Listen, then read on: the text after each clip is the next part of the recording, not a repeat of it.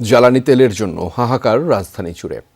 অপেক্ষার দীর্ঘ লাইন ঠেলে রেশনিং পদ্ধতিতে তেল পেয়ে কেউ কেউ হয়েছেন নিরাশ। প্রয়োজনের চেয়ে কম তেল পেয়ে মিটছে না চাহিদা। বাধাগ্রস্ত হচ্ছে জরুরি সেবা, গণপরিবহনও।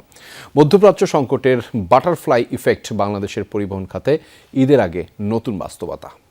রেইনবো অলরাউন্ডার এক্সটেরিয়র পে বাড়ির বাহিরের দেয়ালের সুরক্ষা নিয়ে থাকুন নিশ্চিন্ত, সাথে পাচ্ছেন 10 বছরের ওয়ারেন্টি। আতঙ্ক থেকে অতিরিক্ত মজুদ ঠেকাতে রাজধানীতে আজ জ্বালানি তেল সরবরাহ করা হচ্ছে রেশনিং পদ্ধতিতে, অর্থাৎ যানবাহনের ধরন অনুযায়ী নির্ধারিত পরিমাপের বেশি তেল নিতে পারবেন না চালকরা। তবু যেন কুলকিনারা নেই এই সংকটের। রাজধানীর বিভিন্ন ফিলিং স্টেশনের সামনে দেখা গেছে মোটরসাইকেল বা ব্যক্তিগত গাড়ির এমন দীর্ঘ সারি পৌঁছে গেছে কয়েক কিলোমিটার। বিভিন্ন পাম্পে জ্বালানি তেল পেতে অন্তত কয়েক ঘন্টা অপেক্ষা করতে হচ্ছে চালকদের। আবার অনেক ফিলিং স্টেশনে গত রাত থেকেই তেল শূন্য। এক পাম্প থেকে অন্য পাম্পে ঘুরেও তেল না মেলায় হাহাকার চালকদের। অনেকের শঙ্কা, সিন্ডিকেট করে দাম বাড়াতেই তেলের কৃত্রিম সংকট। যদিও হঠাৎ চাহিদা বেড়ে যাওয়াকে দুষছে পাম্প কর্তৃপক্ষ। তেল নেই দিবে না, তেল এক টোটালি বন্ধ। কিন্তু এখন আবার শুনতেছি সরকার একটা রেট দিবে, এই কারণে সব বন্ধ করে দিয়ে দিচ্ছে। রংপুর, পঞ্চগড়, পটুয়াখালী সব বন্ধ তেল পাম্প। এই তেলগুলো কোথায় যাইতে? তারা তো ডিপো থেকে তেল নিচ্ছে। 1 ঘন্টার উপরে জ্যাম ঠেলে আসতেছে, 1 ঘন্টার উপরে। এইভাবে হইলে কেমনে কি ভাই, অফিস করব কখন, বাসায় যাব কখন? মতিঝিলে হিরাজিলের সামনে একটা, এরপরে হয়েছে গিয়ে ইত্তেফাকের সামনে একটা, সবটি পাম্প বন্ধ। শাপলা চত্বরের একটা বন্ধ।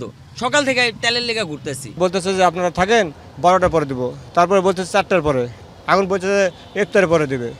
এখানে যেরকম লাইনটা দেখছেন গাড়ির তেলের জন্য, ডিপোতেও ওই রকম আমাদের মতন যারা এই ফুয়েল ব্যবসা করে তাদের গাড়িগুলি ওইখানে একটা লম্বা সিরিয়ালে দাঁড়িয়ে আছে গত 2 দিন যাবত। তো ওইখানেও তো একটা চেন অফ কমান্ড মেনটেন করতে হয়। তো যার কারণে হচ্ছে যে তারা একটা সিরিয়ালে মেনটেন করে তেলগুলি ওখান থেকে আসবে। শুধু ব্যক্তিগত গাড়ি বা মোটরসাইকেল নয়, জ্বালানি তেল না পেয়ে অসহায় জরুরি সেবা পরিবহন, গণপরিবহনও। মূলত হচ্ছে ভ্যাকসিনের গাড়ি, পিছনে ফ্রিজ আছে, কুল আইটেম। সেক্ষেত্রে আমাদের এটা খুবই জরুরি তেল। আমরা তো ঘুরতেছে জানি না সামনে যাই পাবো কিনা, না থাকলে হয়তো আমাদের গাড়ি বন্ধ করে দিতে হবে যে পরিস্থিতি। খাসির গোশ আছে, মুরগির গোশ থাকে, গরু মাংস থাকে, সবজি মাছ এইসব থাকে, পৌঁছে যাবে তো। আবার তেল না পালে তো সমস্যা। দুপুরের পর আসবে, এখন শুনতেছি যে এটা 5টা বাজে যাবে। এভাবে মানুষকে ব্ল্যাকমেল করে সাধারণ মানুষকে রোজা রমজানের দিন। এদিকে রেশনিং পদ্ধতিতে মাত্র 2 লিটার তেলে মোটরসাইকেল চলবে 60 থেকে 70 কিলোমিটার। 10 লিটারে প্রাইভেট কার চলে 120 থেকে 140 কিলোমিটার পর্যন্ত। প্রয়োজনের চেয়ে যা অপর্যাপ্ত বলছেন চালকরা। 3 লিটার হলে মোটামুটি ক্যাপচার করা যায়। তো আসলে এটা পর্যাপ্ত না। দেখা যায় আজকে এখন হলাম, আবার কালকে সকালে এসে লাইন ধরতে হবে। সরকার যদি আমাদের জন্য 5 লিটার করে প্রত্যেকদিন তেল দিত তাহলে সব থেকে ভালো হতো। সরকারের যেটা নেয় সিদ্ধান্ত, এটা তো মানতে হবে। একটু কষ্টদায়ক তো অবশ্যই। সেই 7টার সময় আসছি, এখন 11:30। তেল নিতে ফিলিং স্টেশনগুলোতে যখন দীর্ঘ লাইন, তখন সড়কে গাড়ির চাপ তুলনামূলক কম। ঈদের আগে গণপরিবহন খাত সচল রাখা নিয়েই এখন চিন্তিত মালিকপক্ষ।